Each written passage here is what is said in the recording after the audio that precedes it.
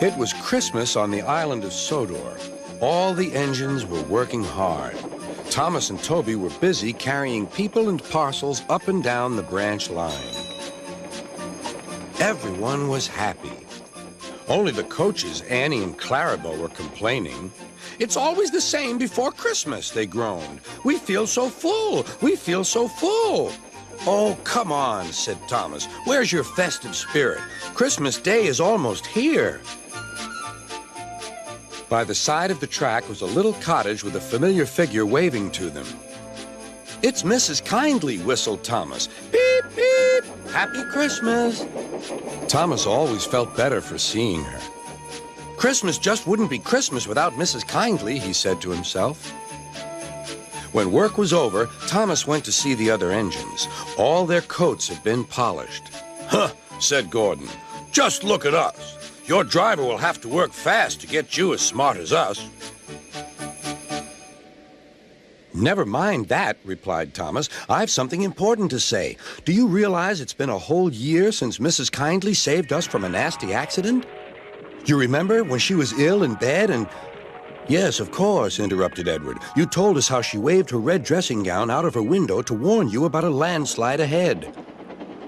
"And you and Toby gave her presents?" Percy joined in. "And Sir Topham Hatt sent her to the seaside to get better."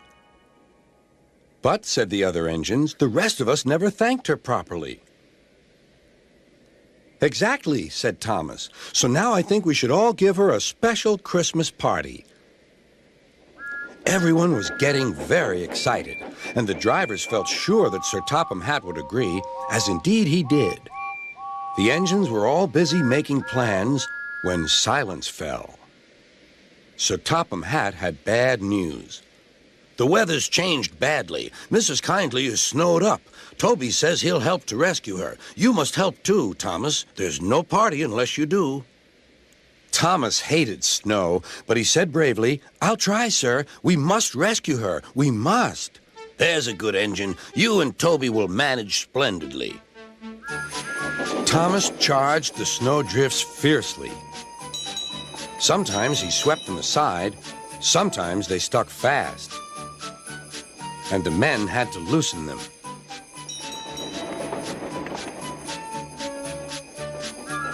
But at the cutting near the cottage, they could go no further.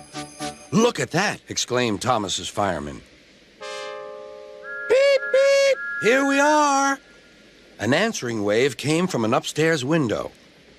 Then they heard a familiar sound. "That's Terence, the tractor," said Thomas. "He's come to help too." Sure enough, Terence had a snowplow and was working hard to clear a patch to the railroad line and safety. At long last, the rescue was complete. Percy took the tired workmen home. Terence said goodbye to Mrs. Kindly and promised to take care of her cottage as he watched them all set off. The engines made good time. No more snow had fallen, but the yard was dark. There was no one to be seen. Thomas's heart sank. Suddenly, all the lights went on. What a marvelous sight awaited Mrs. Kindly. "Well done," said Sir Topham Hatt. "I'm really proud of you all." Mrs. Kindly especially thanked the smaller engines. "Thomas and Toby are old friends," she said. "And now, Percy, you are my friend too." Percy was very pleased. "3 cheers for Mrs. Kindly," he called. "Beep, beep, beep." They all whistled. "We wish you a Merry Christmas, we wish you a Merry Christmas, we wish you a Merry Christmas and a Happy New Year." Thomas the tank engine and his friends thought it was the best Christmas ever, and Mrs. Kindly could think of nowhere she would rather live than here with them on the island of Sodor.